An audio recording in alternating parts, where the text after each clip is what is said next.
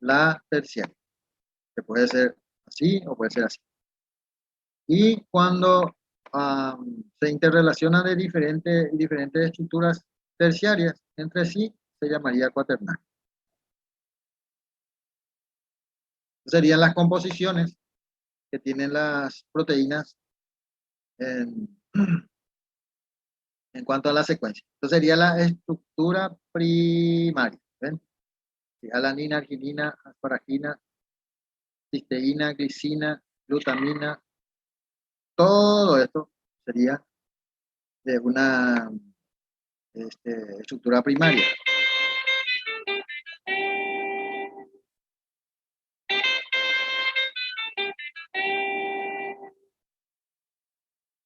Bueno,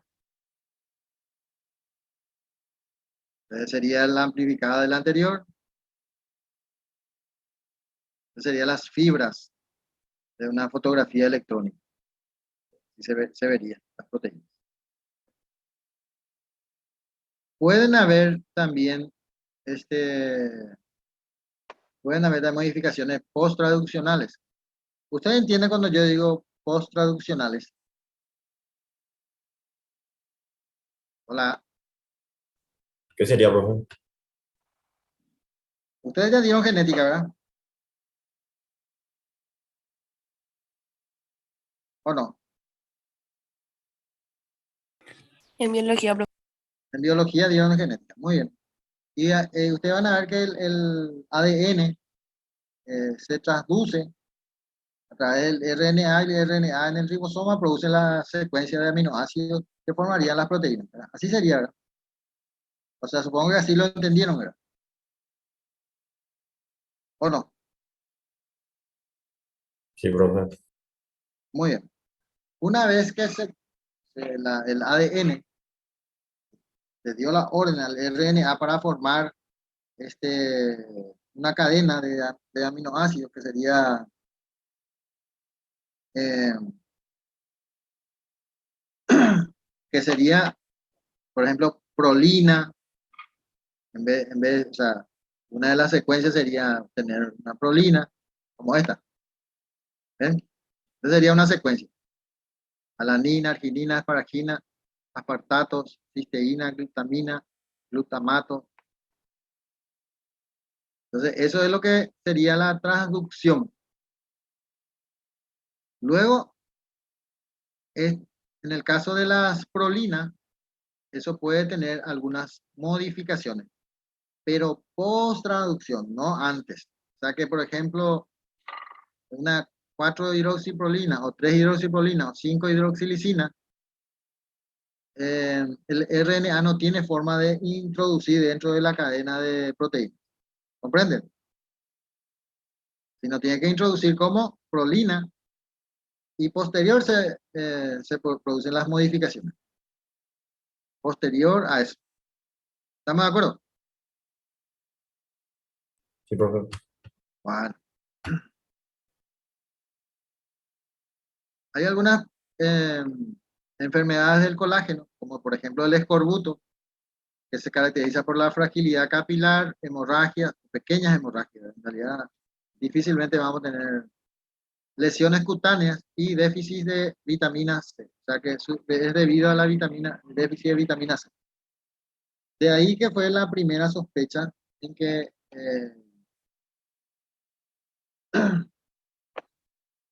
la, este, la vitamina C, ¿se acuerdan que al principio yo le decía que no se conocía con exactitud cuál era su función? O sea, cómo actuaba dentro del organismo. Lo que se sabía es que su déficit producía serios inconvenientes en la salud de las personas. Sin embargo, no se sabía con exactitud. Pero luego, por ejemplo, cuando se observaban déficit de vitamina C y presentaba el paciente fragilidad capilar, pequeñas hemorragias, lesiones cutáneas, eh, se llamó escorbuto, se empezó a sospechar de que realmente la vitamina C participaba en la síntesis del colágeno. Tal es el caso que ahora sí ya está, podemos decir que ya claramente que sí. y ya hay mecanismos y toda esa historia. Otra enfermedad es el síndrome de osteogénesis imperfecta, que es la mutación de la glicina 988 y la unión con cisteína en el colágeno tipo 1 y los huesos son quebradizos. Deformaciones en el esqueleto es lo que conocemos como el niño de cristal. Hay una película muy interesante de vikingos, no recuerdo cómo se llama la película, pero nunca me acuerdo. Una serie, ¿no? Es una serie, sí, es una serie. Eh, el hijo bastardo de un capo de los vikingos sufre de esta enfermedad. Es más, no camina, él no puede caminar solo. O sea, le llevan en andas y era un guerrero.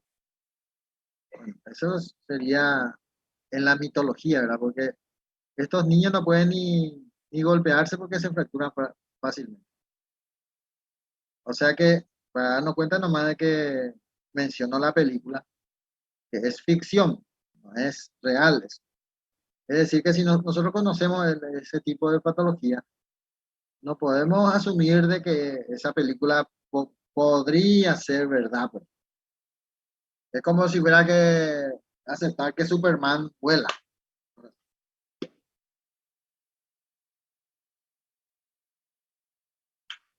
¿Se entiende lo que quiero decir, verdad? O sea que será todo Superman, todo lo que vos quieras, pero de volar sería muy difícil.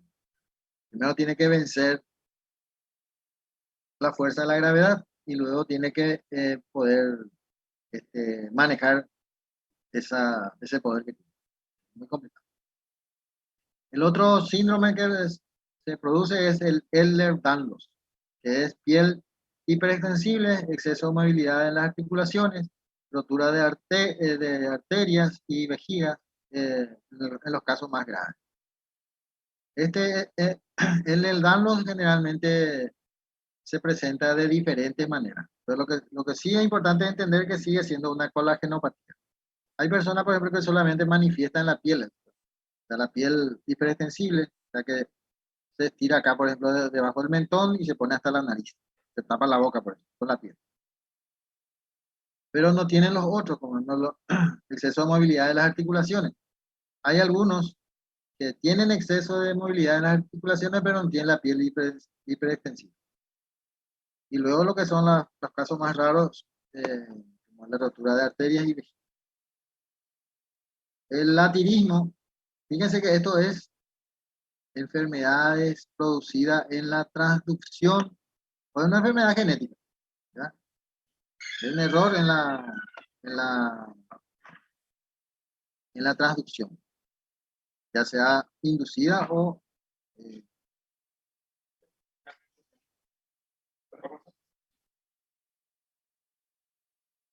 eh, bien, en este caso la inhibición de la lisina oxidasa es el problema. Una deformación de la columna vertebral, luxación de articulaciones, desmineralización de huesos, hemorragias articulares. Generalmente esto. El más común de todo esto es la hemorragia articular. Bien.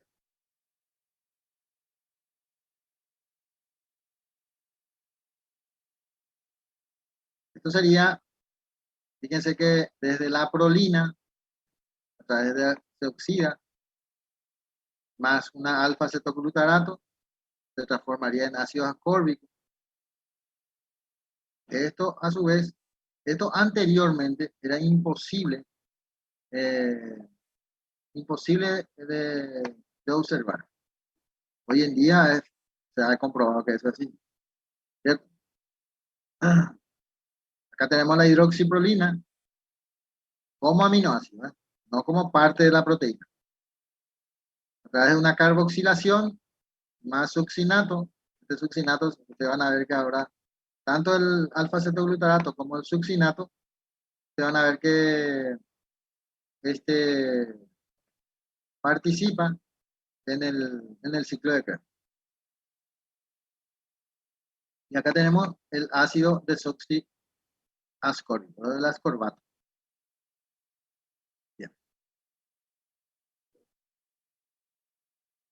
Ahora vamos a ver por el tema de la globina. Así como se dice, es globular.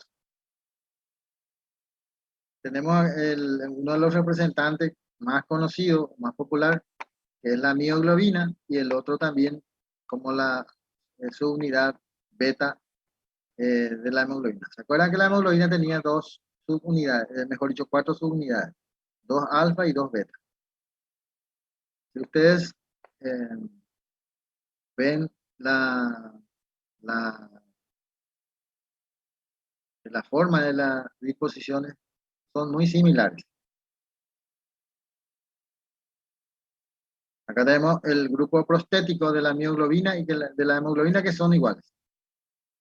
Y fíjense, todo esto es el grupo prostético conocido como el grupo M o hemo. Todo esto es el hemo. Y la globina sería el que está, sería este. ¿Sí? Es decir, acá tenemos el grupo M, sería esto, y el resto es la globina. Entonces, se llamaría hemoglobina. Y acá se llamaría mioglobina.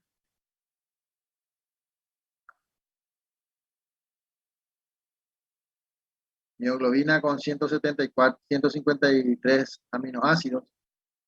Más o menos el tamaño sería 17.200 Dalton. Y esta es la forma en que se une al oxígeno. Un ratito que voy a atender por una persona acá que viene a... ¿Sabes? Lo como el asunto. Un ratito.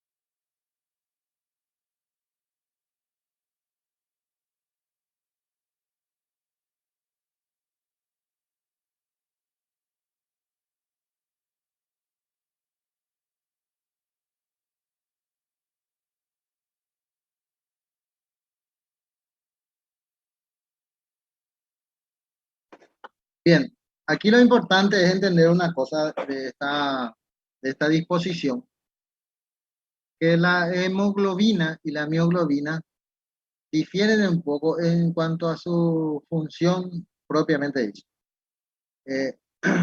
Uno fija eh, este oxígeno y el otro fija y transporta, que es la pequeña diferencia que hay. Es decir, la mioglobina no tiene forma de transportar oxígeno. Sin embargo, la hemoglobina sí. Ese sería uno de los... Entonces, la disposición en la unión. ¿Se acuerdan del grupo prostético? Este es el pirrol. Fíjense acá que hay en este caso, acá tenemos 4 pirroles. 1, 2, 3, 4. Y estos 4 pirroles están... Pirrol se llama esta estructura, ¿eh? Esto. Carbono, carbono, carbono, carbono, y tiene un nitrógeno dentro de la cadena, dentro del Acá tenemos otro, carbono, carbono, carbono, nitrógeno, carbono, carbono, carbono, nitrógeno, carbono, carbono, carbono, nitrógeno. Bien. Son 4 pirroles. Por eso se llama el N, es un tetrapirrol unido a un átomo de hierro. Si esto fuera magnesio, esto automáticamente se llamaría clorofila. Pero como es hierro, se llama hemo. Y es el que le da el color rojo a la sangre. ¿Se acuerdan que yo les había dicho la ficción de del hombre verde, este que es la película que no recuerdo cómo se llama? Tengo problemas yo con los nombres de las películas porque yo veo, pero no sé cómo se llama. El hombre verde es prácticamente imposible porque se supone entonces que este hierro tuvo que haber reemplazado por un magnesio para que eso sea viable. Pero luego va a perder su función. Entonces no nos sirve, ¿verdad? Bien, esto ya habíamos dicho en la clase anterior, por lo tanto nos vamos a repetir. Entonces tenemos de esta manera eh, cómo este sería el plano. Este sería el plano, si ustedes se dan cuenta aquí, eh, este sería el pirrol, que está unido al hierro, por un lado, y por el otro lado está unido a una histidina, la parte terminal. O sea que con la globina. Histidina al lado 90 y histidina en la posición 93, histidina en la posición 64. Entonces, uno sería hélice F y otro sería hélice E. Sería la disposición. En realidad eso se hace en forma arbitraria. Entonces tenemos así. Fíjense que acá tenemos dos colores, pero dos estructuras que son del mismo color y dos estructuras que son también del mismo color. Pero, bueno, entonces tenemos alfa 2, alfa 1, alfa 2, beta 1, beta 2. O sea que todos los celestes son beta y todos los rojos son alfa 1 y alfa 2. Sin embargo, no existe una diferencia muy importante en cuanto a su estructura. El grupo M siempre va a tener aquí, no importa que sea alfa o beta. Es decir, fíjense un detalle muy interesante. En este caso, esto sería una globina, mejor dicho, una mioglobina. Solamente tiene un grupo N acá. Sin embargo, una hemoglobina tiene 4 grupos M. Cada grupo M puede fijar una molécula de oxígeno. ¿Cuánto tiene una molécula de oxígeno? A veces yo pregunto esto y la gente ya se pierde.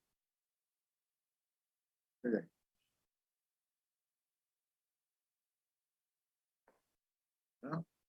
Es lo mismo, es un tetrámero. Ya tenemos beta 1, beta 2, alfa 1, alfa 2. Y ya. ¿Qué es lo que sucede cuando el oxígeno está presente o el oxígeno está ausente? Evidentemente, la función de la hemoglobina es captar oxígeno, llevarlo y liberarlo. Si no lo libera, no sé para qué va a llevar. Entonces, fíjense, eh, este sería la globina y este sería el grupo M, lo que significaría que cuando no hay oxígeno, se pone con lo que conocemos como en posición T o tensión, tensionado, y cuando tiene oxígeno, eh, se pone en una posición de relajado. Es decir, que cuando el oxígeno vuelve de los tejidos, una vez entregado el oxígeno, se pone en esta posición. Y hasta el color cambia. O sea, de tono, ¿verdad? No de color, sino de tono. Entonces se ve un poco más oscuro y esto se ve un poco más así escarlata, como parece brilloso. Esto sería sangre arterial y esto sería sangre venosa. ¿Me siguen, verdad? Sí, Sí, profe. profe. Bueno.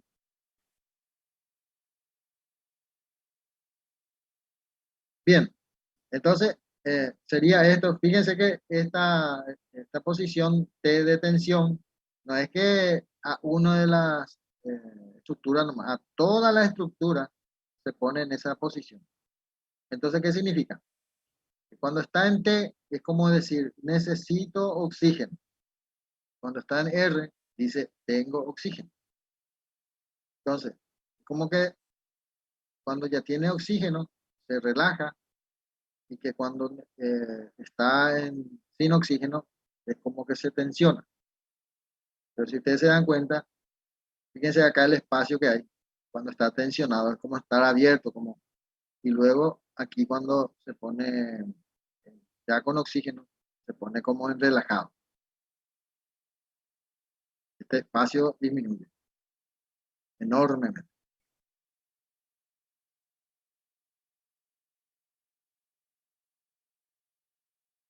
Bien, si nosotros hacemos una comparación en cuanto a la curva de calibración, curva de saturación del oxígeno entre la mioglobina y la hemoglobina, vamos a tener esta particularidad.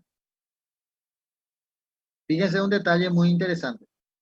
Este sería la presión de oxígeno y esto sería la saturación.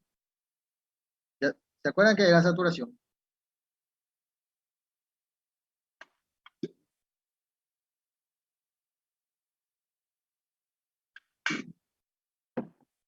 ¿No se acuerda que era saturación?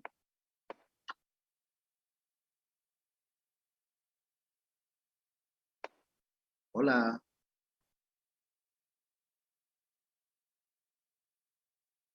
Profe, ¿Sí? ¿Qué pasó? ¿Alguien se acuerda que es saturación?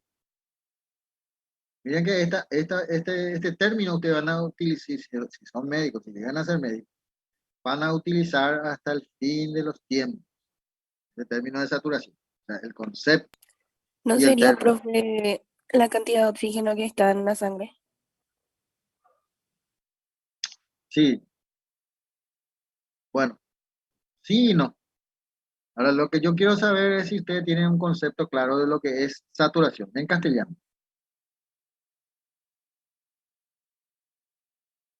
¿no sería una medida X a la que puede llegar Una medida a X. tener? Sí, Ya nomás ya, sea, profe, no sabremos. Bien, saturar significaría en términos más prácticos llenar. Hay espacios vacíos y cuando se llena se satura. ¿Está bien?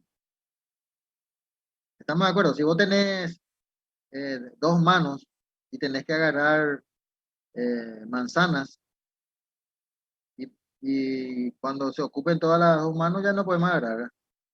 ¿Entiende la idea? Hasta ahí puede llegar. Seguramente, dependiendo del tamaño de las manzanas, va a poder agarrar dos en cada mano y hasta ahí, o máximo tres. Ahí ya no hay más, no se puede más agarrar cuatro. Entonces, hablamos de lo que se llamaría saturación. En este caso, en particular, como ya vimos acá, existen en la hemoglobina, existen 4 lugares, 1, 2, 3, 4. Quiere decir que cuando se llenen estos espacios, ya está saturado. En el caso de la mioglobina, como ya vimos acá, hay un solo lugar. O sea que una molécula de oxígeno ya está saturado. Se llenó. Muy bien.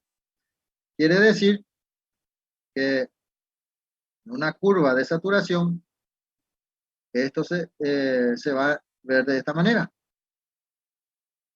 El rojo representaría la saturación, o sea que el rango de saturación, por decirlo así, Y bueno, en ese caso no necesita, como se acuerdan que tenía un solo espacio, por lo tanto con una presión mínima de 0, de 10, de 5, ya miren la saturación que va a tener. ¿Ven? Muchísimo, ¿por qué? Porque uno nomás necesita ocupar. Sin embargo, la hemoglobina que tiene 4 lugares tarda en saturarse. ¿Por qué? Porque necesita más presión, porque tiene que ocupar 4 lugares. ¿Ya? Sin embargo, ven aquí, más o menos a una presión de 100, ya no importa si es hemoglobina o mioglobina, ya todo es igual. Entonces es importante aquí de ver que a un paciente, por ejemplo, ponerle presión más de 100 ya no tendría sentido para saturar. Ahora, se puede utilizar, eh, se puede utilizar para otros fines.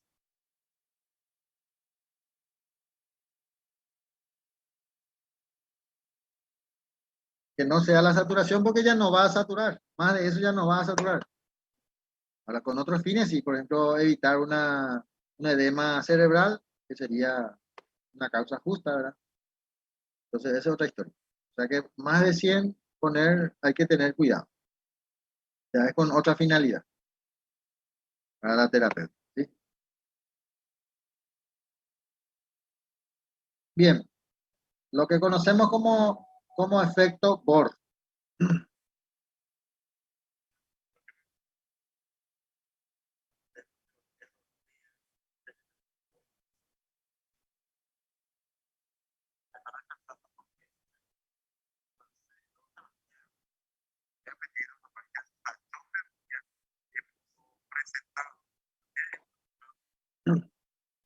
Bien, entonces tenemos aquí tejidos y acá tenemos pulmón. Ya de esta manera.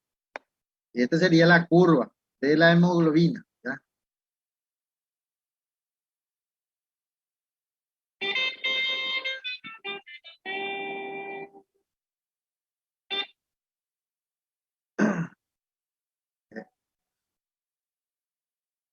Entonces, va a tener un efecto. ¿Se acuerdan lo que era Bohr? ¿Quién era Bohr? Porque esto es importante para entender nomás, no es que queramos saber algo de Bohr, sino solamente con el fin de entender. ¿Se acuerdan quién es? Tenía un No, modelo atómico, parece, profe. Era un modelo atómico que solamente servía para el protón, ¿se acuerdan? Para el hidrógeno. Solamente para el hidrógeno, no servía para otro modelo, no se podía aplicar a eso. Bien, ¿se acuerdan lo que era el pH? Sí, profe. Muy bien. El pH dependía mucho del nivel de protones, ¿cierto? Eh, es decir, si nosotros relacionamos el modelo de Bohr versus el pH, estaríamos hablando de la misma cosa, o sea que de protón. ¿Estamos de acuerdo? Esto para que recuerden nomás, porque este también, el modelo de Bohr, es mejor dicho, el efecto Bohr, en fisiología ustedes lo van a desarrollar otra vez. Eh, entonces, por eso insisto en que puedan correlacionar eso, que puedan correlacionar eso, porque si no, cuando te dicen efecto Bohr, parece que es extraído de los pelos. Y es importante que para poder razonar el tema, conocer el origen. Bien, entonces hablamos del pH. El pH bajo, ven 7.2, sería aumento de protones. Por eso es Bohr. ¿Ven?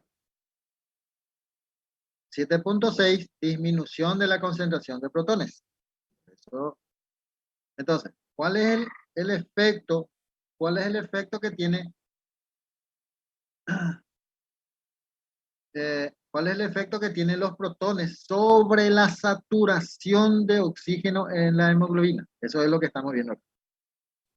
Y ustedes van a ver acá, este tiene la misma cosa, presión, saturación. Entonces, a un pH elevado, una alcalosis, la presión de oxígeno, se necesita menos presión de oxígeno para llegar a una saturación mayor. Y contrariamente lo que ocurre a un pH bajo, se necesita mayor presión para llegar a un... Es decir, en una acidosis se necesita mayor presión que en una alcalosis. Esto en caso de que el paciente presente esas patologías. Y es importante entenderlo de esa manera. Lo mismo ocurre cuando hablamos de temperatura, que es otra forma de analizar. Cuando el paciente tiene fiebre, la temperatura tiene un efecto negativo sobre la saturación. Bien. El otro que tiene un efecto sobre la saturación del oxígeno es el bifosfoglicerato. El bifosfoglicerato es una molécula propia del organismo, está en circulación, en sangre, es producido, te van a ver ahora cuando veamos el metabolismo de carbohidratos, por ejemplo. Vamos a encontrar ahora, vamos a encontrarnos con el 2,3-bisfosfoglicerato, que se produce en sangre, o sea que es propio. Fíjense que la concentración, esta es la misma cosa, acá presión, acá tenemos saturación.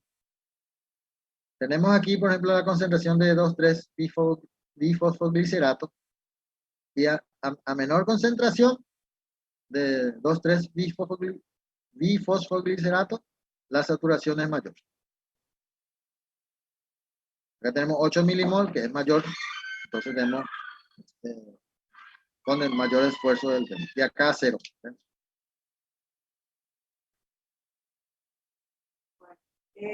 Materia mental.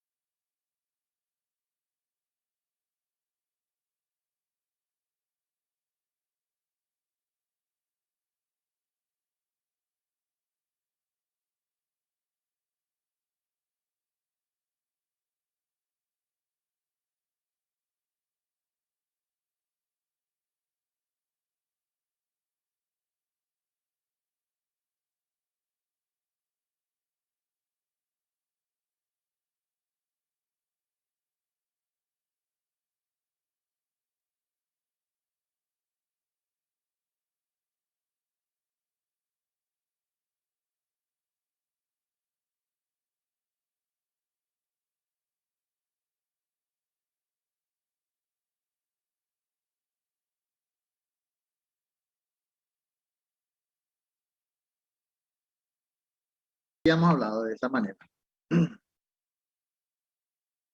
¿Ven? ¿Se acuerdan que lo que produce entonces el 2,3-bifosfoglicerato es la posición T de la hemoglobina? Eso sería de esta manera. Y cuando no está presente esto, se pone en T era sin oxígeno, R era con oxígeno. Eso es lo que hay que entender. Por eso es que esto, cuando está presente en concentraciones elevadas, disminuye la saturación. Esto se cree también, hoy en día no hay, o sea, yo por lo menos no tengo conocimiento de un estudio serio que las personas que viven en las alturas tengan menor concentración de bifosfoglicerato o 2,3 bifosfoglicerato que las personas que viven a nivel del mar, que seríamos nosotros.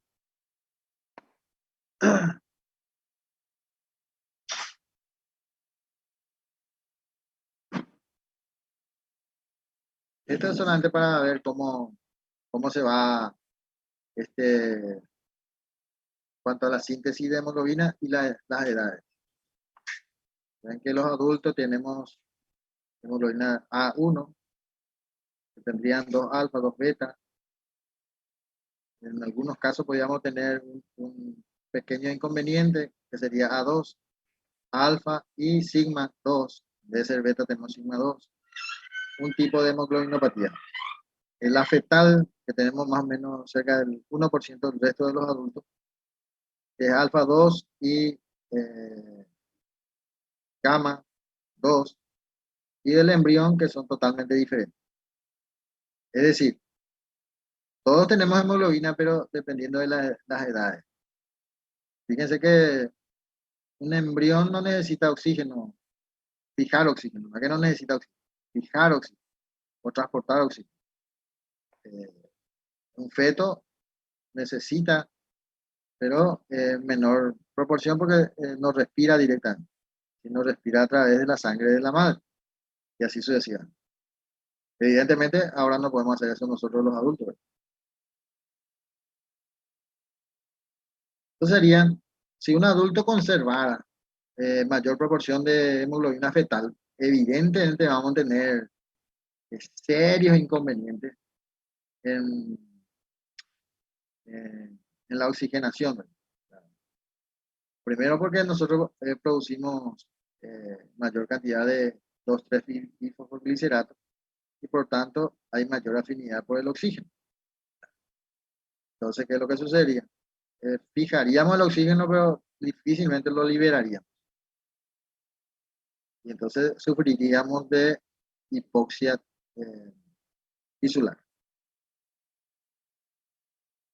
Entonces, lo que nos conocemos como formación de fibras de hemoglobina S, en este caso, hay un defecto en la aminoácido glutamina 6 y valina 6 de la beta hemoglobina. Y esto sería característico, por ejemplo, en las, ¿cómo se llama esto? En las hemoglobinopatías del tipo falciforme. Acá lo aparece así, ¿ven? Que los glóbulos rojos se ven así, de esta manera. Se ven como en paletas los glóbulos rojos, ¿eh? Y la estructura de las hemoglobinas son totalmente diferentes. O sea que hay un problema en cuanto a la captación del oxígeno en este caso. Acá tenemos una célula falciforme, así se ve en el microscopio. Ayer creo que alguien me preguntó, no sé si está presente hoy, si yo alguna vez he visto un paciente con anemia falciforme. Yo le había respondido que sí he visto en mi vida, después de más de 20 años de mirar al microscopio, un caso en particular y confirmado que son eh, glóbulos rojos falciformes. Acá tenemos, ven que este no es igual a este, pero es típico también ver acantocitos en este tipo de anemia. Acá tenemos otros glóbulos rojos totalmente deformes. Estos son glóbulos rojos afuncionales. Fíjense que los glóbulos rojos es muy interesante entender esto también. No es que tiene esta forma, que sería la forma natural, que es la forma normal, en donde la hemoglobina se encuentra concentrado en estas áreas y disminuido en estas áreas, ¿sí? De tal manera que el intercambio gaseoso sea más fácil. Porque hay que entender que este glóbulo rojo de los pulmones va a llevar oxígeno y a los tejidos, y de los tejidos va a traer CO2. Entonces, el intercambio gaseoso es fundamental para cumplir su función. Eso solamente para identificar. Son los diferentes tipos de hemoglobinopatía. Acá, por ejemplo, la mutación de células falciformes, que es la posición beta, que, como habíamos dicho, que eran este,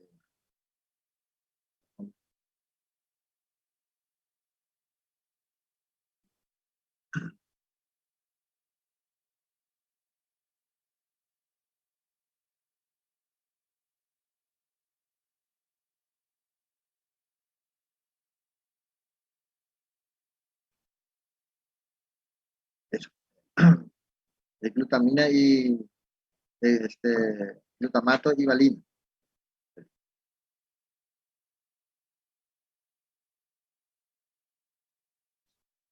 En esta posición. Tiene que ser en beta 2 para que sea.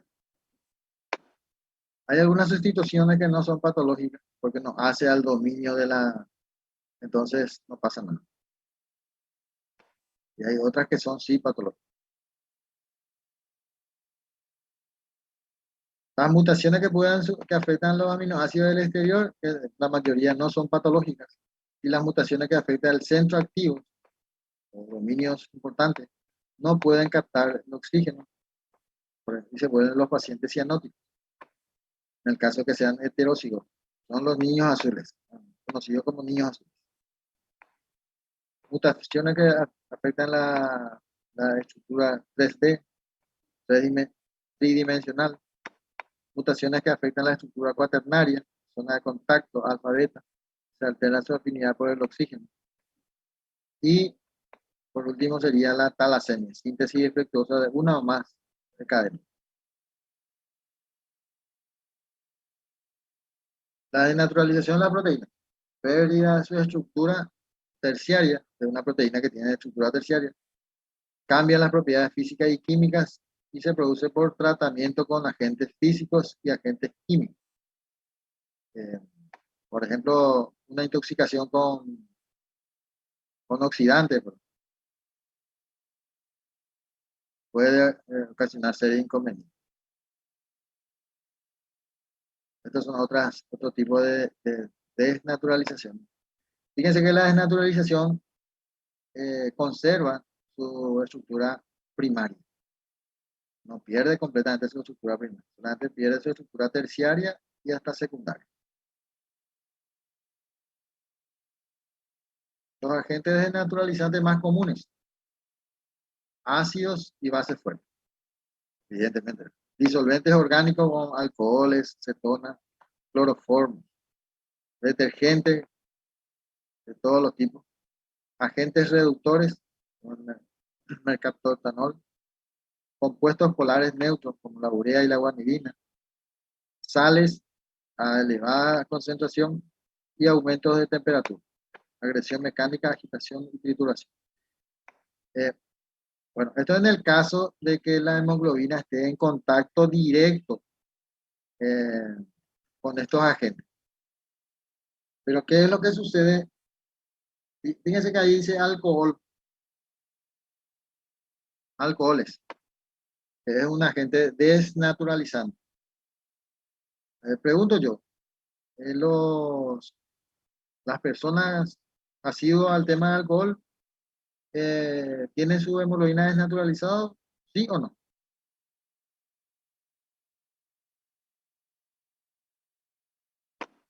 Hola, Sí, profe. ¿escuchaste la pregunta o no? ¿Puedo repetir, profe? Las personas. ¿Vos cómo te llamas? Iván, profe. Iván. Iván Chenavio. Así mismo, profe. Eso, muy bien. Vamos a ir. Vos tomás cerveza, Iván. Sí, Eh, Eso hace que tu ¿cómo se llama? Tu hemoglobina se desnaturalice, por ejemplo. No, profe. ¿O vos crees que no? Porque acá dice alcohol, fíjate, ahí la cerveza es alcohol. O si tomas whisky, da lo mismo, ¿verdad? Alcohol es alcohol. No, no hace, profe, que se desnaturaliza. No se desnaturaliza, porque si se desnaturaliza, evidentemente va a tener serios problemas, ¿verdad? O sea, probablemente no te va a poder levantar más de la cama. No por mareo, sino ya por el efecto de la hipoxia tisular que va a tener. Entonces la pregunta del millón es, ¿por qué no se desnaturaliza cuando uno toma alcohol? Pues estamos hablando, probablemente vos tomes una botella, no sé cuánto tomar, pero no importa cuánto tampoco. Pero vamos a suponer entonces que personas con alcoholismo, sí, todos los días toma, no sé, 3, 4 botellas de cerveza, pero todos los días, tampoco sufre ese efecto. Y sin embargo dice acá alcohol. La pregunta del millón es ¿por qué? ¿Por qué no le pasa esto a las personas?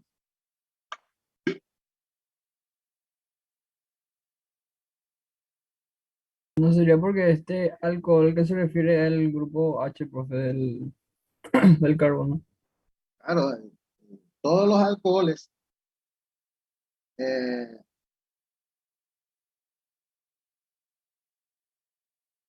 todos los alcoholes tienen los H. O sea, por ejemplo, el colesterol, por el solo H tener en posición 17, el carbono 17 o H se llama colesterol. Si no tuviera el OH ahí, se iba a llamar seguramente, no sé, colesterolamina, este, ácido graso, pero no hace un alcohol. Solamente tiene un OH, tiene 17 carbonos y un OH en la posición 17 y ya se le llaman como si fuera un alcohol.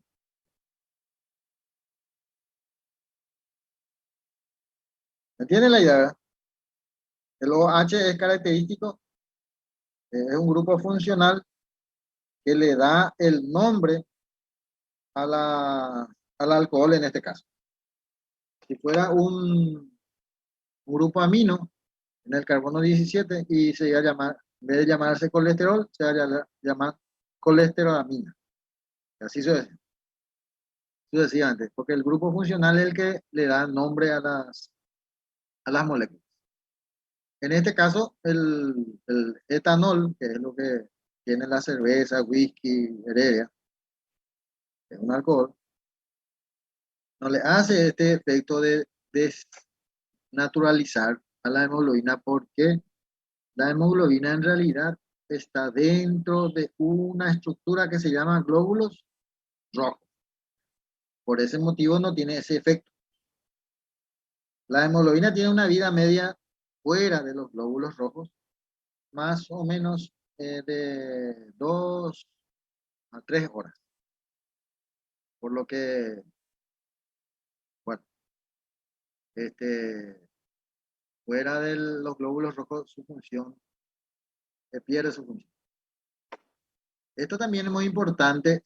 Fíjense que acá tenemos un efecto eh, de compuestos polares neutros, como la urea, la Profe, guanilina. Sí, eh, escucho. hablando del tema de los alcoholes, Sí, pero si sos un alcohólico así, sí, tenés alcoholismo, luego se queda sí, súper mal el hígado y el hígado tiene una función también de producir proteínas. ¿Y eso sí, cómo es, profe? bien. Eso sería un efecto secundario orgánico, no sobre la molécula en sí. Eh, la mayoría de las personas con síndrome alcohólico generalmente lo que sufren es de cirrosis hepática. ¿Y qué es la cirrosis hepática? Y en el fondo es una desnaturalización de las mismas células. Es decir, cumplía ciertas funciones que ahora ya no puede cumplir. La célula en sí. ¿Entiendes lo que digo? Es como si fuera que vos tenés la mano y después de que un camión te pasó encima, tenés todavía la mano, pero ya no podés agarrar nada. Entonces, ya perdió su función. ¿Entiendes lo que quiero decir? Eso se llamaría cirrosis hepática. Sí, O profe. sea, bien, en ese caso en particular, eh, no hace un efecto sobre las moléculas en sí, sino lo que hace es efecto en la parte orgánica, la parte de la célula, del hígado en este caso. Es decir, que se inutilizan las células del hígado. Que después, si tenemos tiempo ahora, como en el programa no está, y a veces tenemos tiempo, ¿verdad? Te voy a explicar ahora cuál es el efecto nocivo que tiene el alcohol sobre las células, de forma directa. Y por supuesto, como dice alguien ahí, de forma indirecta sobre las moléculas. Porque si el hígado ya no puede sintetizar proteínas, por ejemplo, evidentemente va a disminuir la concentración de hemoglobina, porque la hemoglobina ya saben ustedes que una parte es prostético, que es la parte del grupo N, y una parte proteico, que sería el grupo globina. Entonces, la parte globina estaríamos en déficit si hay cirrosis hepática. Entonces, en ese caso tendríamos, o sea, por más que le demos hierro al paciente, ustedes se dieron cuenta, ¿verdad?, en qué parte de la estructura de la hemoglobina está el hierro. ¿En qué parte está?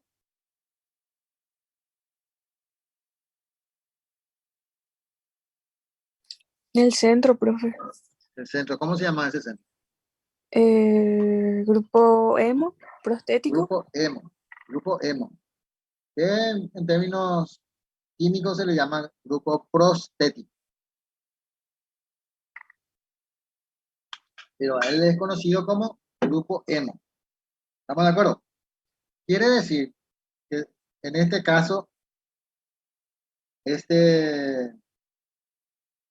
este caso, suponiendo, ¿verdad?, que un alcohólico sea anémico a la vez, eh,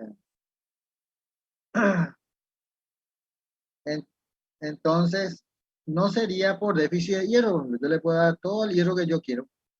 Lo único que voy a hacer es intoxicarle con hierro, porque su causa no es esa. Su causa es que no puede producir la parte globínica de eh,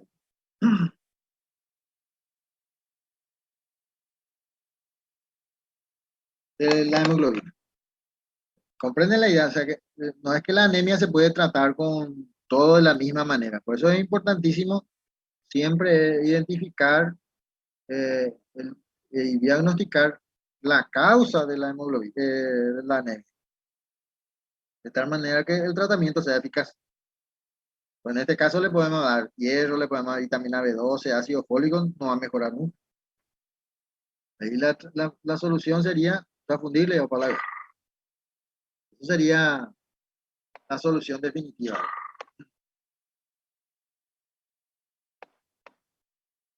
Bien. ¿Hay alguna pregunta que quieran hacer sobre esto? Sí, profe, habías mencionado hasta qué estructura se llega con la desnaturalización, profe. Hasta la estructura secundaria. O sea, lo que se pierde completamente es la terciaria. La estructura secundaria podría conservar o podría perder, pero la primaria es la que una vez que se pierde la primaria ya no se habla de desnaturalización. ¿Se comprende lo que digo, verdad? Bueno, Sí, profe, ya entiendo. o sea, cuando se deshace, por ejemplo, por efecto de una enzima, que va a ser nuestro siguiente tema ahora, eh, automáticamente, uy, sí, automáticamente este, se modifica la estructura de la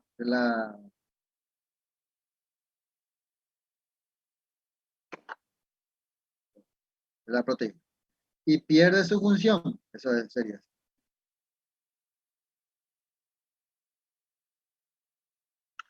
Bueno,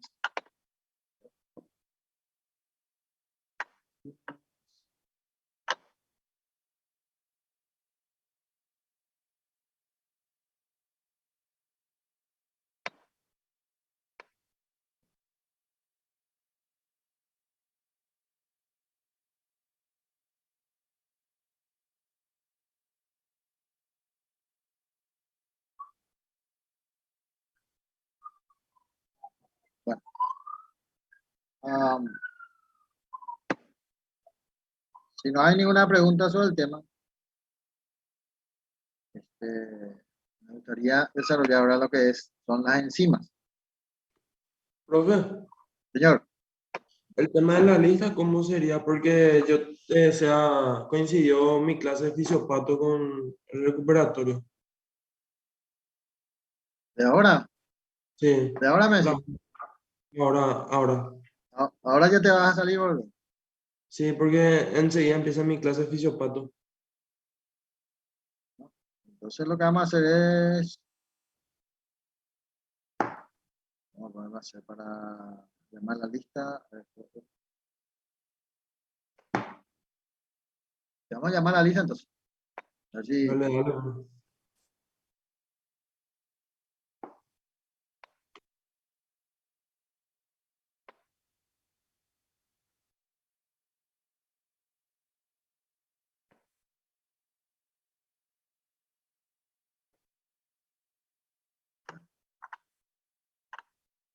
hace-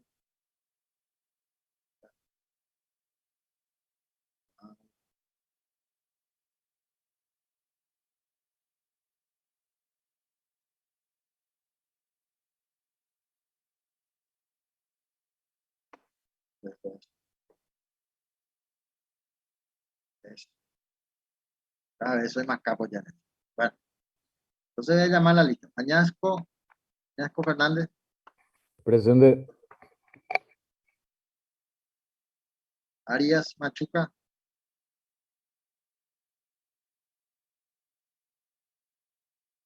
Arrúa Gaona, Presente. Vareiro Vera, Vareiro Vera, Presente, profesor. Benítez Melgarejo, Presente, profe. Chamorro González, Presente, profe. Chena Presente. de Souza, Samara Caroline, Natalia de Souza, Duarte Aveiro, Presente, profe.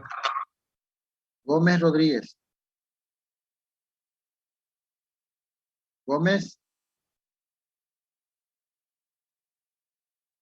Can Par Jazmín Anaí, Presente, profesor. Can Par es mi cliente Telo, Cara Ibáñez, Presente, doctor. López Benítez, Presente, doctor. Martínez Camargo, Presente, doctor. Moraes Sol, Presente. Olivero Liceras,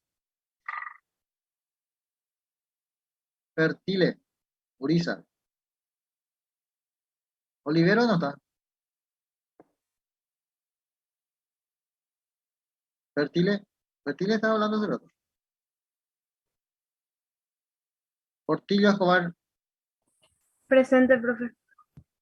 Kilner, Presente. Vera Miranda, Presente, profe. Villalba Jara, Presente. Villanueva Torales, Presente, profe. Celaya Holguín.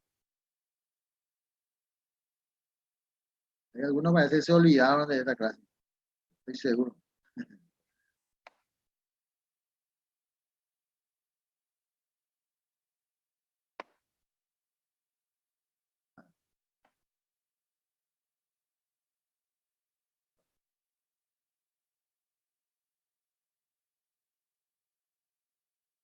A alguien le tenía que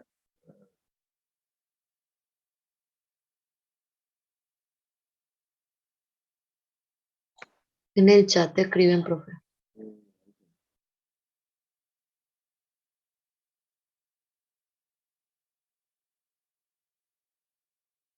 Gómez ya me dijo, me escribió nomás otra vez. Gómez Rodríguez Santiago.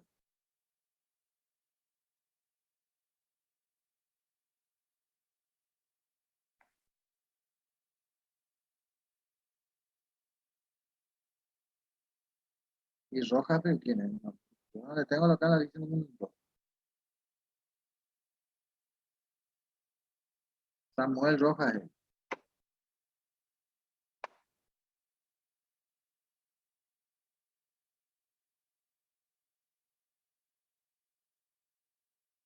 Samuel Rojas, pero ¿cómo es tu otro apellido, Samuel?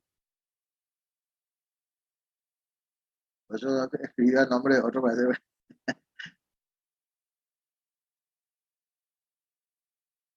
¿Quién pico de Samuel Rojas? Se equivocó de clase, profe, creo. Yo creo que sí.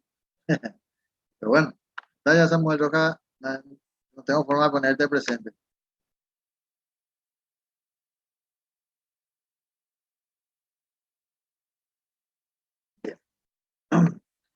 Entonces vamos a empezar ahora enzimas. ¿Usted tiene alguna idea de lo que son las enzimas? Antes que nada, ustedes están viendo lo que yo veo. Sí, profe. ¿Tienen alguna idea de lo que son las enzimas? Son aceleradores o catalizadores biológicos, profe. Son como catalizadores biológicos. O sea, serían como aceleradores de reacciones bioquímicas. Y cuya característica es que todas son proteínas. Por eso que hay un poco en los libros distinguen un poco como catalizador y enzima, porque le denominan algunos autores catalizadores a los que mejoran la reacción sin que sean proteínas, por ejemplo los metales.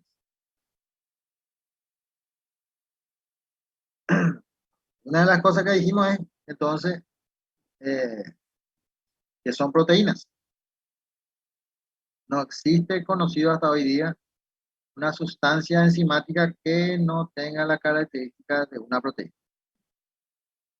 Entonces, catalizan reacciones químicas necesarias para la sobrevivencia celular, o sea, las reacciones bioquímicas. ¿Qué pasaría si es que las enzimas no participaran? Las reacciones serían tan lentas que la vida de las células estarían comprometida. Y si pudieran vivir, en el mejor de los casos, serían tan inútiles que no van a poder cumplir sus funciones. Por lo tanto, da lo mismo. Estas enzimas se considera que pueden actuar fuera y dentro de la célula. Es decir, que nosotros podemos utilizarlo en los tubos de ensayo. De hecho, que se usa fácilmente, normalmente mejor dicho, en los laboratorios de estudios clínicos. Entonces tenemos de esta manera, la forma después vamos a ver con más precisión.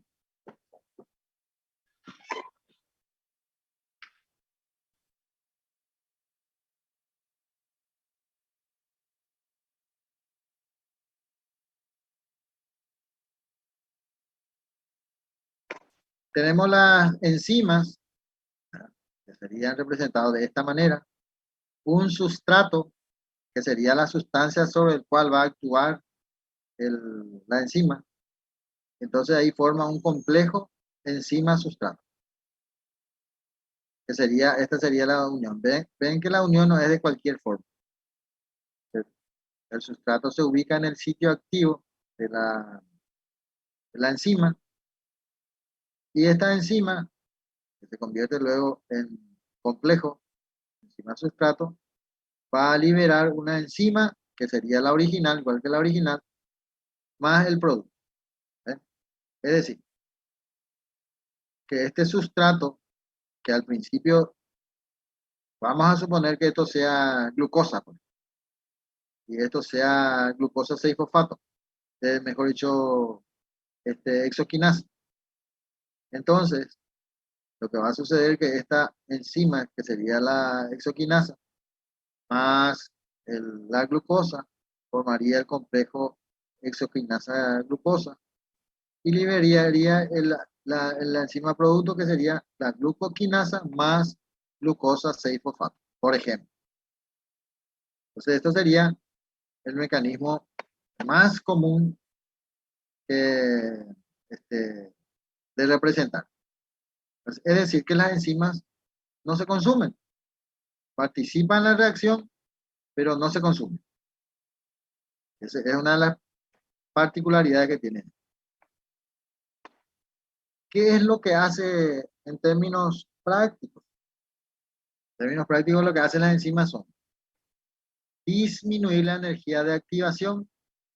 Es decir, esta línea roja que está aquí presente sería la enzima, la energía de activación de una sustancia X, sin la intervención de una enzima.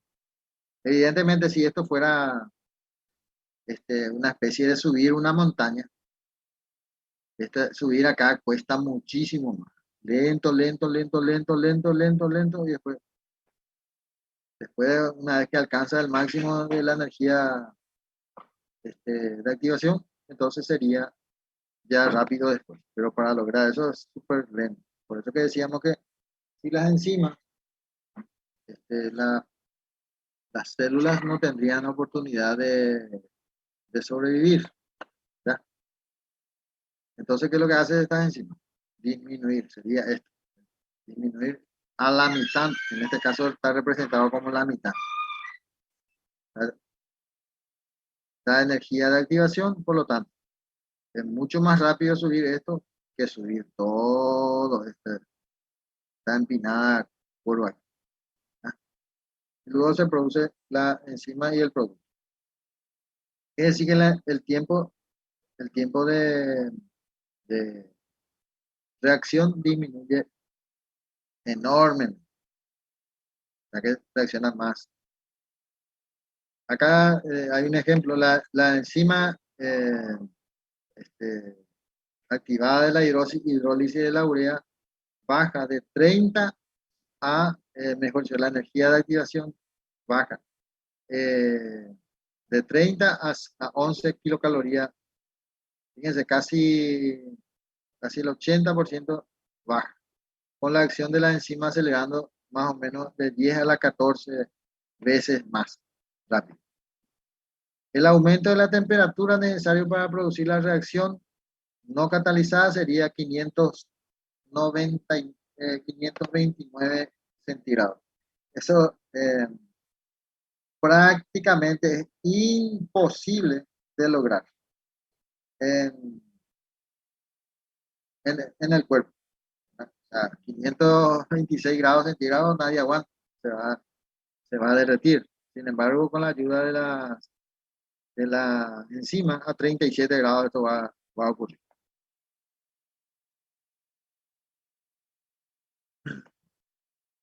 Bien, lo que decíamos un poco, tanto la enzima como el catalizador aceleran la velocidad de una reacción química. ¿Ya? Pero dijimos también de que podríamos llamarle catalizador también a las enzimas, pero ahí vamos a tener serio inconveniente si leemos algunos libros. Lo primero es que el catalizador, no todos los catalizadores son proteínas, todas las enzimas son proteínas. ¿Qué decíamos? Los catalizadores generalmente no son específicos, o sea, no tienen sitio activo, no es tan efectivos los catalizadores. O sea, hay varias formas de decir. Ahora, en términos genéricos, sí podemos decir que sí. Las enzimas son catalizadores porque al hablar de catalizador es hablar de aumento de la velocidad de la reacción. En ese sentido. Pero en otro sentido, no. ¿Estamos de acuerdo? Bien, una enzima puede transformar 1000 moléculas de sustrato en segundos. Otra vez. La rapidez también es una cuestión muy importante. Las enzimas tienen tres propiedades que los catalizadores no tienen. Especificidad por el sustrato. Del catalizador, todos los tipos de similares, moléculas similares ya aumenta su velocidad de reacción. En el caso de las enzimas no. Se inactivan por desnaturalización. Es decir, como son proteínas, se desnaturalizan y ya pierde su función. Y la otra propiedad muy importante es que se puede regular. Puede autorregularse o puede regularse en forma externa. Tenemos unas enzimas que son muy interesantes. Aquí podemos citar la más conocida, en este caso la anhidrasa carbónica, que tiene una actividad de 10 a la séptima. La anhidrasa carbónica es muy importante en la conversión del bicarbonato en CO2 en la sangre. Podemos citar acá la ureasa, que participa en la hidrólisis de la urea. Todos son importantes en realidad, no es que pero la más conocida estamos. Bien, las enzimas se unen a los reactivos, que son los sustratos, reduciendo la energía de activación. Cada enzima tiene una forma única, con un sitio o un centro activo en el que se une al sustrato. Por eso decíamos que es específico. Podemos hablar nosotros de que no sean específicos. Después de la reacción, la enzima y el producto se separan. Es decir, la enzima es como si fuera que nunca participó en la reacción al final. Y las moléculas enzimáticas no han cambiado después de participar en la reacción, que es lo que decíamos. Estas enzimas cumplen un papel catalítico gracias a, primero, la fijación estereoquímicamente complementaria del sustrato. Bueno, aquí seguramente la palabra estereoquímica es seguramente le resulta un poco raro. En este caso, ¿se acuerdan que decíamos nosotros que era estéreo?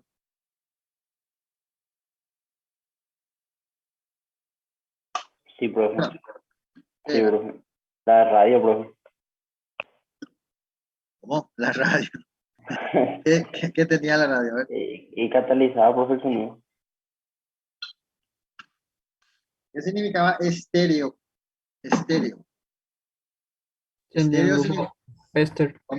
Esther. No. Estéreo significa espacio. ¿Se acuerdan que hablamos de la radio? Que la radio era estéreo y que el sonido era envolvente, como que te atrapa, porque era espacial. Bueno, el sonido, no la radio. Bueno, entonces, estereoquímicamente quiere decir que ocupa un lugar químico específico, donde va a ser fijado. Si nosotros no le tomamos dibujo, aquí, ¿ven? Este sustrato tiene que tener la forma, esta forma, para que encastre acá. ¿Ven? Si es que no tiene esta forma, y esto sería estereoquímico, espacio estereoquímico, sería el sitio activo, a eso se refiere. Y ahí es donde se fija. Bueno, luego hay una transformación catalítica del mismo, o sea, del sustrato, y en ambas funciones participan cadenas laterales de los aminoácidos, como son proteínas, tienen que tener cadenas laterales, grupos o moléculas no proteicas, como por ejemplo grupos prostéticos, que no son proteínas, iones metálicos y cofactores. Son coadyuvantes, no son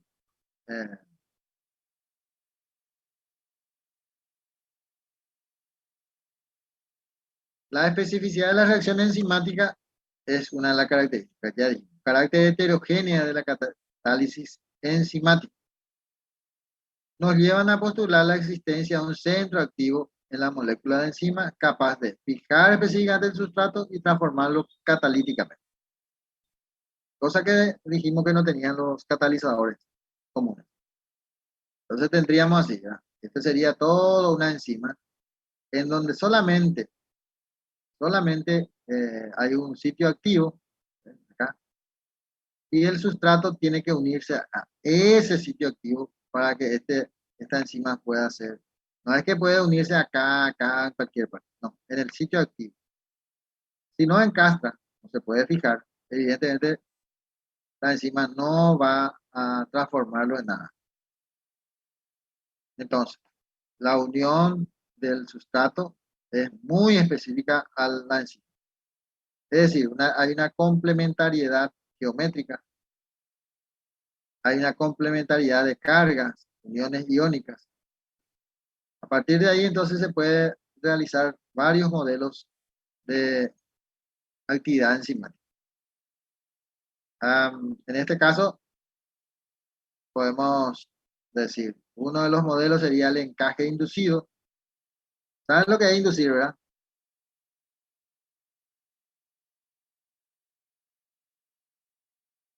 Sí, profe. ¿Qué es inducir?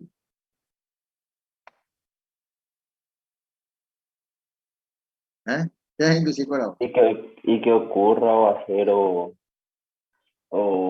una respuesta. ¿Alguien me Hacer puede que, decir? A ver, hacer que suceda algo. hacer que suceda algo. Es decir, por ejemplo, vos le podés inducir a tu compañero o a tu compañera a estudiar, por ejemplo. Entonces sería una inducción positiva, ¿verdad? O sea que vos en realidad lo que le haces es como hacer la liga. Vamos a estudiar.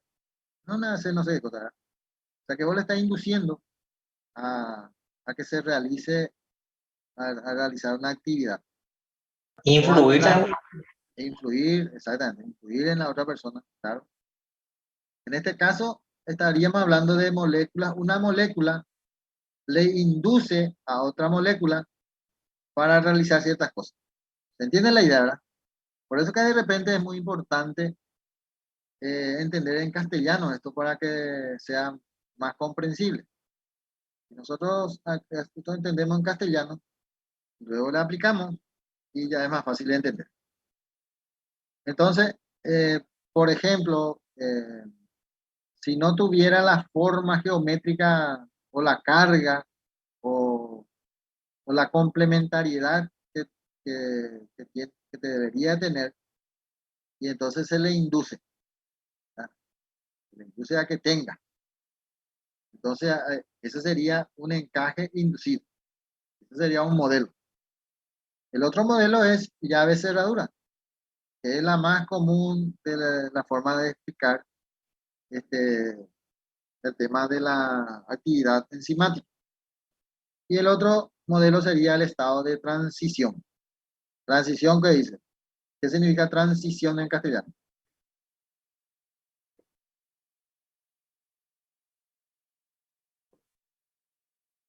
¿Alguien puede decir que es transición en castellano?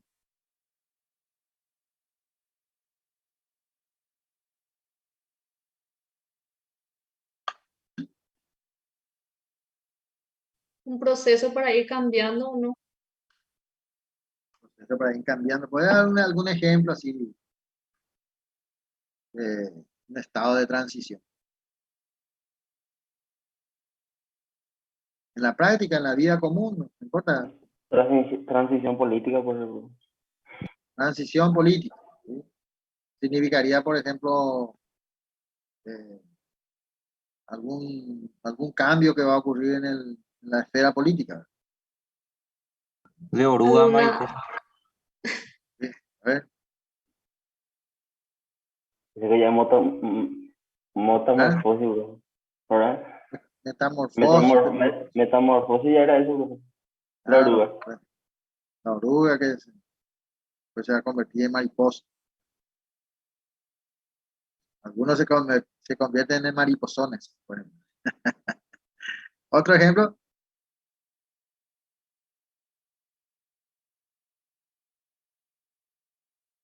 Es decir, que la transición quiere decir que no va a permanecer eternamente, excepto nuestra democracia que sigue siendo en transición de hace de 30 años, ¿verdad?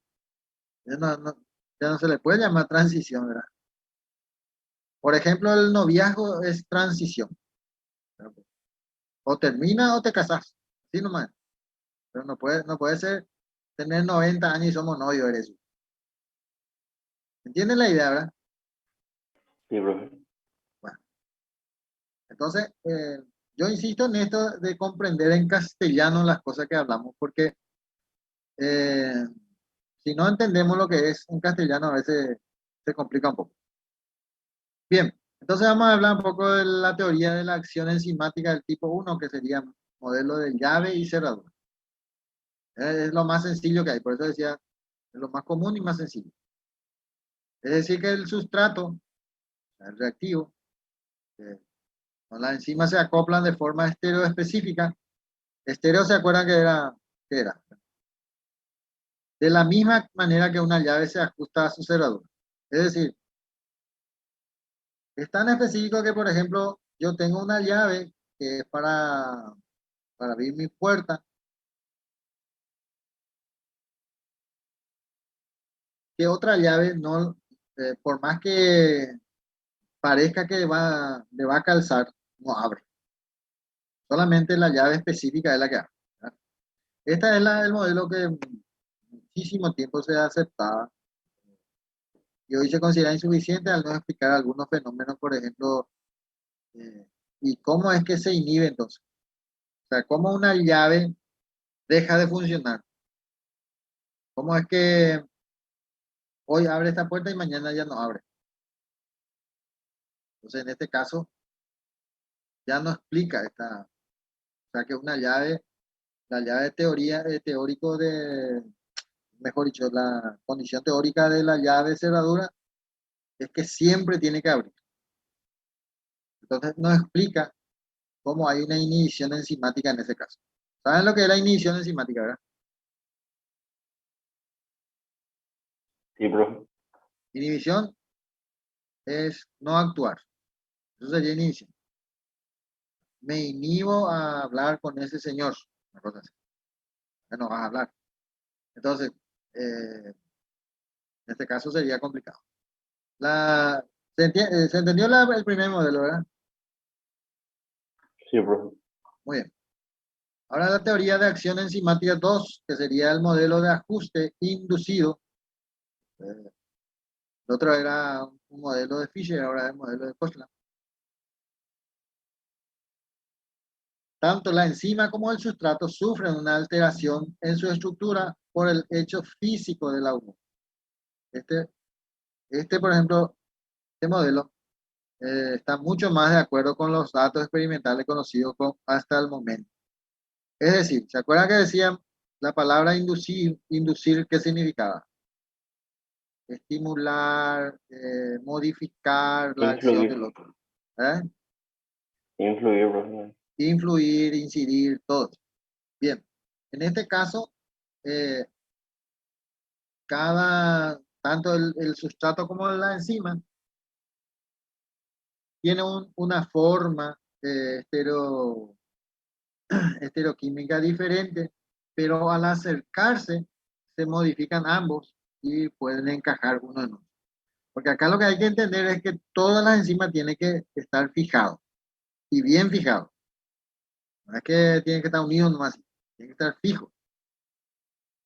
Entonces, en este caso, la unión o el acercamiento empieza a modificarse. Es como que, vamos a suponer que un sustrato que tenga tipo un punzón y que cuando va acercándose a la enzima hace como un agujero para captar al punzón. O sea que le induce a la enzima, el sustrato le induce a abrir un agujero en su estructura para que pueda calzar el punzoncito, el clavo. Y el estado de transición, como decíamos, es la teoría del ajuste inducido que se amplía en la actualidad, definiendo la acción enzimática como, según el centro activo, es en realidad complementario no al sustrato o al producto, sino al estado de transición entre ambos. Es decir, esta teoría es el estado inducido mejorado, por ejemplo. ¿Por qué? Porque no hay una estereoquímica establecido, sino lo que existe es una estereoquímica inducido de transición, solamente en el momento del contacto. Después desaparece otra. Una vez que cumple su función, desaparece. Cuando venga la otra, el otro sustrato, va a cambiar otra vez y así sucesivamente. Está todo claro, ¿verdad? No es muy complicado. Sí, profe. Acá tenemos de esta manera, tenemos el sustrato 1, sustrato 2, en este caso hay complementariedad. La enzima, o sea que este tiene una estructura estereoquímica aquí y este tiene otro. Para que esto funcione, ambos sustratos tienen que calzar ahí. ¿Ya? De esta manera. Y luego de ambos sustratos se convierte en un solo producto. Acá sería el complejo enzima-sustrato. ¿Ves? Y acá sería producto y enzima.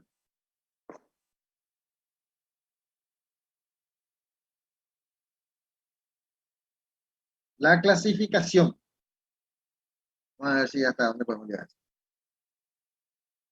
Clasificación, nomenclatura. Nosotros vamos a llamarle el nombre común. No vamos a complicar nosotros las cosas. El nombre común vamos a usar a todas las enzimas. Pero eso no significa que nosotros no podamos entender las nomenclaturas de las otras. O sea, por ejemplo, acá tenemos, por ejemplo, el nombre sistemático y el grupo transferido. Tenemos el ATP, hexosa fosfotransferasa. Es decir, hay una transferencia de fosfato al grupo hexosa. Vean las ICA, ¿cierto? ¿Y quién es el donador? El ATP, en este caso. ¿Quién es el aceptor? La hexosa. Tipo de reacción catalizada, la transferencia del grupo fosfato. No hay mucho secreto ahí. La otra nomenclatura, que es la nomenclatura conocido como enzima, comisión enzimática. Tenemos entonces, ¿ven? Enzima comisión, que sería el genérico, nombre genérico. Y luego tenemos a cada uno sería nombrar grupo 2, número 2 sería al grupo químico, que en este caso sería hexosa. 7 sería el subgrupo de enzima. Y luego sería la enzima en sí. Esto sería de esta manera. O sea, a esta hexosa fosfotransferasa se le llamaría de esta manera. Y por otro lado, esto se va a poder llamar sencillamente hexoquinasa o palabra. Es decir, todas las hexoquinasas tienen una transferencia del grupo fosfato o fosforilo. Nosotros vamos a llamarle exclusivamente con el nombre común, que sería hexoquinasa.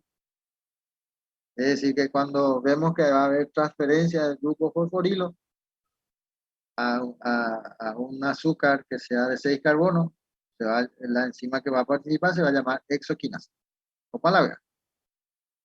Vamos a estar complicando hexosa fosfotransferasa o S27211. 22711.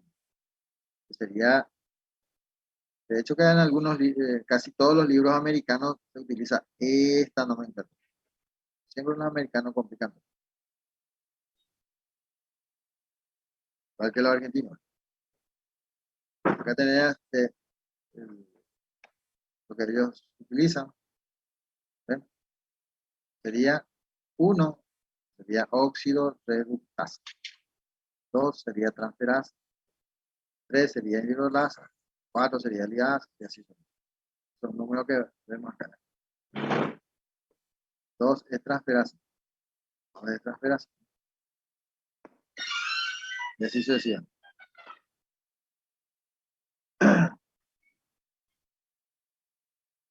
O sea, cuando se trata de liasa, va a poner 4. Si se trata de isomerasa, sería 5. Si se trata de ligasa, sería 6. Y así sucesivamente.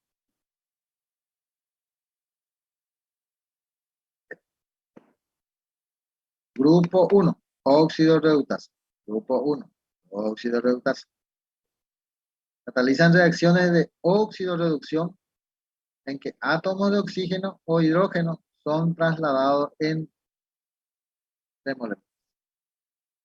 Ya tenemos el reactivo A, que sería un reductor, y el reactivo B, que sería un oxidante. Entonces automáticamente esto se oxida y esto se reduce. Esto sería de esta manera. Lo vamos a ver en las reacciones. AH2 más B, vamos a tener que A va a quedar, o sea que esto se va a reducir, este se va a oxidar. Automáticamente. Esto es reducido, esto es oxidado. Entonces en las reacciones de óxido-reducción siempre tienen que estar presentes a la vez el aceptor y el dador electrónico. Es decir, ¿qué significa óxido-reducción? En términos prácticos, es la transferencia de electrones, uno da y el otro recibe. Eso es más óxido-reducción. El que recibe se va a oxidar y el que se reduce, el que da se reduce. Así es. Al revés, dije al revés. Entonces tenemos, por ejemplo, uno de los óxidos reductasas. Tenemos acá beta de glucosa. Sería de esta manera. 1 óxido reductasa. O bien sería S1134. Sería el nombre sistematizado. El nombre común, glucosa oxidasa. Lo más fácil.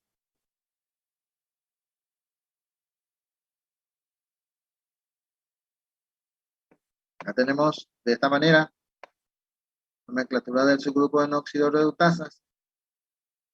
Tenemos la 1,1 deshidrogenasas. Es decir, las óxido reductasas son hidrogenasa, oxidasa, peroxidasa, oxigenasa, hidrolasa, reductasa. Todo lo que hay que saber bien. Óxido reductasas son deshidrogenasas. O sea que si yo digo, por ejemplo, lactato deshidrogenasa, ¿qué estoy diciendo? Estoy diciendo que es una óxido reductasa, que es el nombre genérico. ¿Entiende la idea o no? Sí, profe. Profe, eso aparece en las vías metabólicas, ¿verdad? Claro, todas. Justamente para acostumbrarnos, porque después de esta clase, probablemente esto vamos a terminar mañana, si Dios quiere. Y después ya vamos a empezar el metabolismo, concepto y toda la historia, ¿verdad? Y después, si tenemos tiempo ya mañana mismo, podemos ya empezar a hablar de metabolismo de carbohidratos que nosotros vamos a desarrollar. Con la profe van a desarrollar lípidos, metabolismo de los lípidos. Pero sin embargo, las enzimas son las mismas. Son, no es que estas enzimas son exclusivas de un grupo químico en particular. Por eso que esto, la óxido reductasa, que sería el nombre genérico, ven que grupo 1 óxido reductasa, ven, toditos son óxido reductasa, 1, 1, 1, 1. ¿Entienden la idea? Sí, profe. Y Estos 1, 2, 3, 4, 5, 6 serían sobre el cual va a participar esta oxidorreductasa. ¿Se comprende, verdad? Sí, profe. Vamos a poner, el grupo 2 sería la transferasa. O sea que todo lo que sea a partir de ahora va a ser 2. S1, 2. Esto catalizan ¿qué cosa? Reacciones de transferencia de átomos o grupos de átomos entre moléculas. Es decir, la transferasa lo que va a hacer, por ejemplo, acá tenemos AX más B, va a terminar formándose A más BX. O sea que ¿qué fue lo que se transfirió? X. Entonces tenemos un dador, un aceptor, un grupo transferido y eso se llama genéricamente transferasa. Acá tenemos, por ejemplo, la otra forma de hexosa fosfotransferasa. Lo que significaría que el grupo fosfato, fosforilo, se va a transferir al grupo hexosa. Todas aquellas tienen 6 carbonos, pueden participar aquí. O sea, esta enzima va a participar sobre todos los sustratos que tienen 6 carbonos. Por eso es hexosa. Otra cosa sería que sea, por ejemplo, glucosa fosfotransferasa. Entonces, en ese caso hablaríamos de algo específico, que es la glucosa, no cualquier hexosa. ¿Comprenden la idea, verdad? Sí, profe. Porque también existe la glucoquinasa, pero también existe la hexoquinasa. La glucoquinasa es específico para la glucosa. La hexoquinasa es sobre la glucosa, sobre la fructosa, sobre la manosa. ¿Se entiende cómo funciona? La hexoquinasa es genérica para todo lo que tiene 6 carbonos. Sin embargo, la glucoquinasa, que también es de 6 carbonos, pero solamente de la glucosa. Es específico. Bien. Entonces, entre las transferasas tenemos, ¿qué es lo que se va a transferir? Grupos monocarbonados, grupos aldehídos, aciltransferasa, glucosilos, alquilos, arilos, grupos nitrogenados, grupos fosfatos, grupos sulfatos, grupos selénicos. ¿Ven? Lo que va cambiando son, el grupo no cambia, transferasas. De acuerdo al tipo de lo que se va a transferir, va cambiando de número.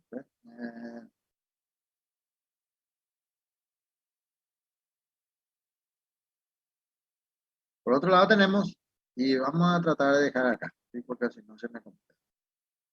Clasificación y nomenclatura del grupo 3, hidrolasas. Catalizan reacciones de hidrólisis y también su reverso, o sea que serían reversibles. Son las más comunes en el dominio de la tecnología. Por ejemplo, aquí, como dice su nombre, hidrolasa. Entonces tenemos aquí un reactivo compuesto que es AB más agua. Entonces tenemos de esta manera.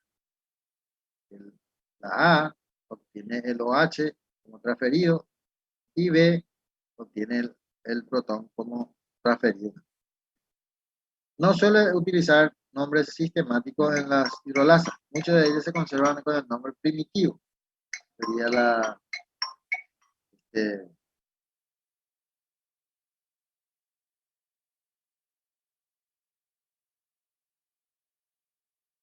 entonces tenemos aquí las hidrolasas que son del grupo 3.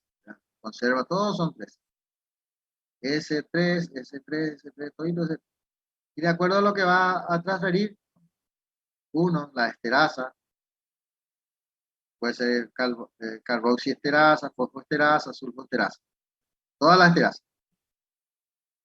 2 sería la glicosidasa, heterhidrolasa, péptidos hidrolasa, acil anhidro. Es decir, dependiendo de, entonces hasta 5 tenemos ahí las hidrolasas. Todas son hidrolasas.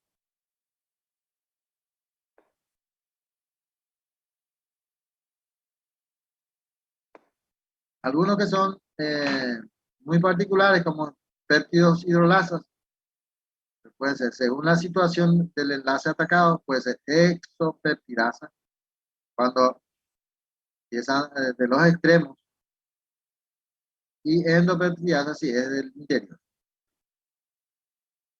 O sea, la exopeptidasa generalmente son actúan sobre los péptidos y sobre proteínas.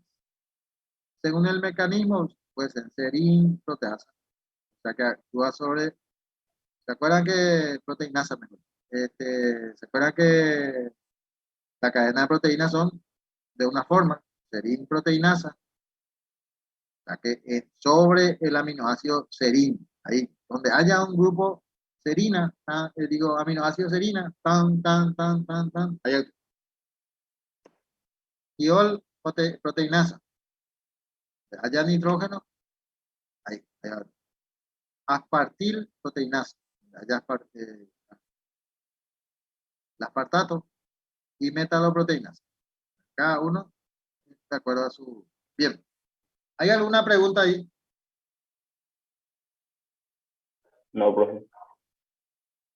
Si no hay nada, si no hay ninguna pregunta que hacer, me gustaría dejar acá en el grupo 4. Mañana terminamos y comenzamos ya la parte de metabolismo, que es lo que a ustedes les gusta. Profe, el Leninger, ¿cómo usa su nomenclatura? ¿Cómo? El Leninger, ¿cuál es la nomenclatura que usa? Dice que dijiste varios. El común no. El común. Sí, Y de ahí vamos a estudiar. Sí, nosotros vamos, es más, lo que sí les voy a preguntar es, por ejemplo, tienen que saber las hidrolasas cuáles son. Si, por ejemplo, puedo preguntar, ¿las esterasas son hidrolasas o liasas? ¿Entienden la idea, verdad? Sí, profe. O en el caso de la transferasa, ¿qué es lo que pueden transferir la transferasa? Y esto es fácil. La oxidoreductasa generalmente es lo que es más complicado. Por ejemplo, a mucha gente le cuesta entender que las deshidrogenasas son óxidos reductasas. A veces inclusive preguntan, ¿la oxidasa qué tipo a qué clasificación? Y la opción era, ya hay pan de verdad, oxidasa, óxido reductasa. Lo cierto es que no, Profe, ¿y los cuadros que vos pones de qué? ¿De Leninger? todos son de Lenin. O sea,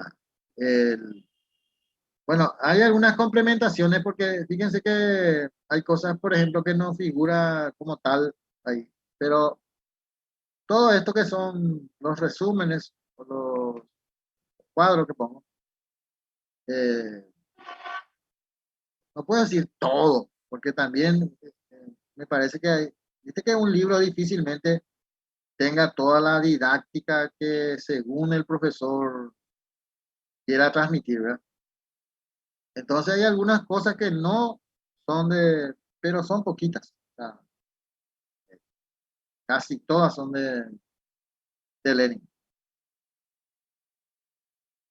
Profe, ¿el segundo parcial hasta dónde entrará?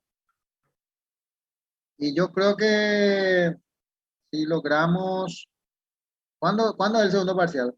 Seguramente los primeros días de junio. Sí, profe, por ahí. Creo. Yo creo que podríamos hasta metabolismo de algunos carbohidratos, como ser, por ejemplo, la glucosa, ¿sí?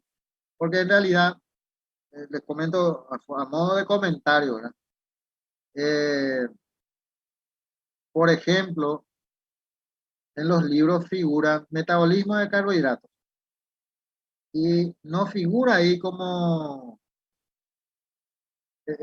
son capítulos diferentes, por ejemplo. Y yo con con fines didácticos, por ejemplo, ya le pongo metabolismo de carbohidratos y luego diferenciamos nomás los diferentes tipos de carbohidratos, de glucosa, pues. Y le completamos la glucosa hasta CO2 y agua. Que en el libro está así Está completo, pero en diferentes capítulos. ¿Entienden lo que quiero decir? Y a mí no me gustaría hacer de esa manera porque no es tan didáctico. Me parece ser que estamos hablando de otro metabolismo. Sin embargo, es el mismo. Cuando le explique, o sea, le voy a hacer la presentación completa de un metabolismo de carbohidratos, por ejemplo, desde el inicio hasta el final. Luego le vamos incorporando nomás de ahí y ustedes se van a dar cuenta de cómo encaja dentro de lo que es el genérico que presentamos. La manosa, el glucógeno, o sea, dónde se va introduciendo. De tal manera que vos tenés un panorama grande del metabolismo del carbohidrato y vos le introducís nomás donde corresponde, que es por una cuestión lógica, no es una cuestión así abstracta. Esa parte vamos a, ¿verdad? No entiendo. O sea, cuando es presencial me parece mucho más fácil presentar eso. Es el mismo material, sino el tema nomás es que vos te das cuenta quién no entendió. Cuando vos le mirás al alumno, enseguida te das cuenta quién entendió y quién no entendió. Entonces, no pasamos a otra explicación hasta que se entienda, o por lo menos la mayoría entiende. ¿Se entiende la idea, verdad? Sí, profe. Bueno. Entonces vamos a dejar acá, ¿sí? ¿Te parece? Dale, profe. Bueno, nos vemos mañana si Dios quiere. Dale, profe, chao. Chao, chao. No, profe.